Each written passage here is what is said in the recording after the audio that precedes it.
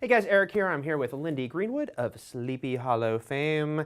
You guys, you do cliffhangers right on this show, and you've left us now with another big one, a game-changing moment. So what can you say about where we go from what just happened? You guys were all tied to trees and stuff. Yeah, I mean that was pretty intense. Reading that, getting that script, I was like, oh well, I guess show's done. Right. Well, we accomplished He got that. you all. Yeah. So, that's a really hard question to ask. Right. I mean, to answer. Where do we go? I mean, I can't really answer that without probably spoiling everything. Right. But we do go somewhere, so it's not, over.